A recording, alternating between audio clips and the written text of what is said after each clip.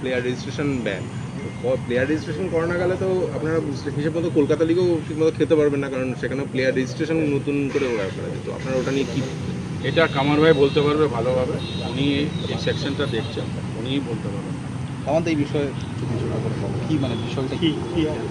এই যে football player registration ban দিয়েছে ফেডারেশন আপনাদের উপর, এবং প্লেয়ার রেজিস্ট্রেশন ব্যান থাকলে তো আপনারা কলকাতা লিগটাও খেলতে পারবেন না, কারণ সেখানে প্লেয়ার রেজিস্ট্রেশন কে বলেছে খেলতে পারবে? 28টা প্লেয়ার আমি 1 তারিখে সাইন করে দিয়েছি। তারা কি সিআরএস রেজিস্টার্ড? সবাই এমএসএর এগ্রিমেন্টের জন্য সিআরএস লাগে না, এটা আগে জেনে না। না, আপনাদের ওটা করে নেওয়া হয়। আপনাদের তো ট্রান্সফার ব্যান নেই, আপনাদের রেজিস্ট্রেশন ব্যান আছে। রেজিস্ট্রেশন ব্যান্ড আমাদের রেজিস্ট্রেশন অলরেডি 1 তারিখে হয়ে গেছে।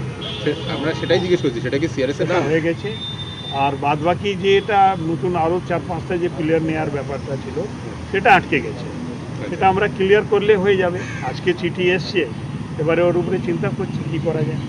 ওটা দিয়ে দিলে যা পেমেন্ট ওরা 23-24 লাখ টাকা পেনাল্টি মেরেছে, আমরা তো এটা জানতাম না। এই ধরো যখন থেকে আমাদের আইএসএল স্টার্ট হয়েছে তখন থেকে কন্ট্রোল বাই সারাচি ছিল, আমরা কোনো লেটার পাইনি, কিছু পাইনি। হিয়ারিং হয়েছে, কেউ হিয়ারিং অ্যাটেন্ড করেনি, ওরাও জানে না। আমি কাউকে দোষ দিচ্ছি না, ওরা ঠিক মতন জানে না ওর ব্যাপারটা। আর মেলটা ঠিক মতন দেখেনি, তার জন্য পেনাল্টির উপরে পেনাল্টি বেড়ে গেছে। 14 লাখ টাকা গিয়ে এখন 23,40,000 হয়ে গেছে। তো আপনারা কি ফেডারেশনকে একবার আবেদন করবেন, যেহেতু হিয়ারিং আপনারা আজকে চিঠি দেবো, আজকে মেল করব। আর যদি আমাদের একটু কনসিডার করে 1 সপ্তাহ 10 দিনের জন্য, তো রেস্ট যে অ্যামাউন্ট আছে ওটা দিয়ে দেবো। না, মানে যেটা আপনি বললেন যে মেইন ফাইনের অ্যামাউন্টটা 13-14 লাখ ছিল, সেটা বেড়ে 23-24 হয়েছে। ও মানবে না, কমানো যায়, মানবে না। 3 বার হিয়ারিং ডেট দিয়েছে, কেউ হিয়ারিং অ্যাটেন্ড করেনি। যে কোনো সংস্থার যে কোনো সংস্থার একটা নিজের প্রেস্টিজ আছে, ওরা প্রেস্টিজ ইস্যু নিয়েছে। না হলে 11 তারিখেই ও বাইন্ড করবে, 12 তারিখ উইন্ডো খুলছে। তা প্রেস্টিজ ইস্যু হয়েছে, কিন্তু আমরা রিকোয়েস্ট করেছি, আবেদন তো করতেই পারি। এবারে মানা না মানা সেটা ওনাদের ব্যাপার আছে। আমরা আবেদন করছি আজকে কি ভাই আমাদের একটু সময় দেওয়া হবে, কম করবে না। ভিতরের খবর আছে ওরা 1 পয়সা কম করবে না। এটা যদি আমাদের 10-15 দিন সময় দিয়ে দেওয়া হয়, আমরা 2টো পার্টির মধ্যে দিয়ে দিই। মেনে নাই ঠিক আছে, না মানলে আবার একবারে একসঙ্গে দিতে হবে।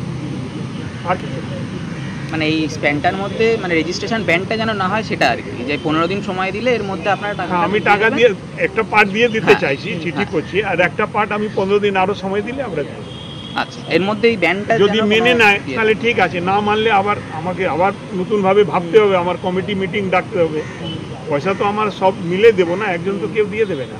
তো মিটিং ডেকে নিয়ে কথা বলে নেবো কীভাবে কী আছে। আর নতুন ইনভেস্টর নিয়ে কোনো চলছে, কথা চলছে। উনি এসে ওয়ান অফ দ্য ইনভেস্টার তো আছে, জিজ্ঞেস করো কি হচ্ছে না হচ্ছে, পুরো খবরটা তুমি ওনার থেকে একবারে প্রশ্নটা হয়ে हाँ वही प्रश्न नया इन्वेस्टर को लेकर नहीं चल रहे, डिस्कशन चल रहे हैं हमारे।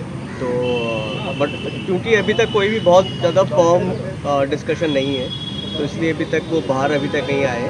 But we are already in touch with 2-3 companies और वो चल रहा है। बहुत जल्दी प्रॉब्लम सॉल्व हो जाएंगी। We are very positive.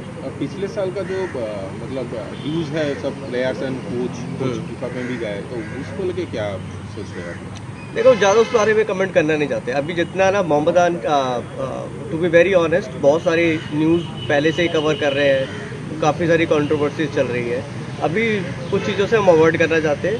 जब चीज़ें पॉजिटिव आएंगी आपको सारी इन्फॉर्मेशन बहुत डिटेल में भी मिल जाएंगी।